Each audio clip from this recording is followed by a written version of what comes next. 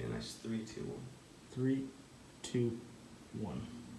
Hello, my name is Cy20, and I am here today to tell you about 5 key skills that I took away from my speech class this semester. Skills that I believe are most important for giving a well-rounded speech, and skills that I will use in the future. First, we are going to take a look at putting in the extra effort. We're going to play a clip from one of my previous speeches, and then we'll talk about it.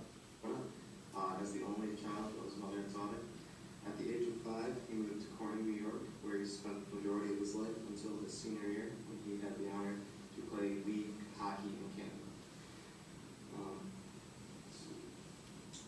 Before arriving here in Northwood. Justin's hobbies and interests include playing hockey, So you'll see here, I was just kind of reading off of a list. When you're giving a speech, you want to put in some effort, make it pizzazzy. My peers, my classmates, did a great job of this, of getting to know their other classmate that they were interviewing.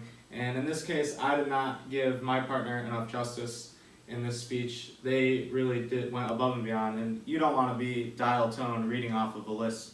You want to make it interesting and keep people's attention. So you always want to put in a decent amount of effort and maybe go above and beyond. Make people excited about your speech. So being prepared. We don't have a clip from the panel discussion, but I felt I was very prepared for the panel discussion. We discussed AI and AI on the roadways specifically was my position. This is something that I was already very familiar with and knew a lot about and am confident talking about. So this is also something that we're going to see in society. So this was a very cool discussion. I was prepared, I was ready, I was on top of it. And when you're ready and you're having a good discussion with someone, going back and forth, talking about facts, and you can actually say something back, that rubs off on audience members. Next is confidence. Confidence is key. If you're confident about what you're talking about, then it's easy for you to talk about it. It comes naturally. And when you're confident, audience members can see that you're confident.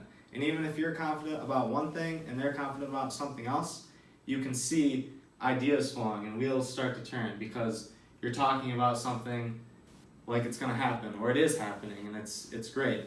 So confidence is key in giving a good speech. It's one of the most important, if not the most important, factors when putting together a nice speech.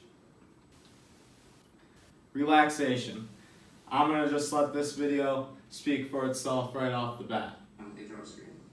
As law enforcement, you also hope the individual passes a drug screening so they don't get put into the system, which is another immense amount of money. Alcohol breathalyzers are a one-time cost that businesses as well as law enforcement use to determine if the person is impaired beyond the legal limit.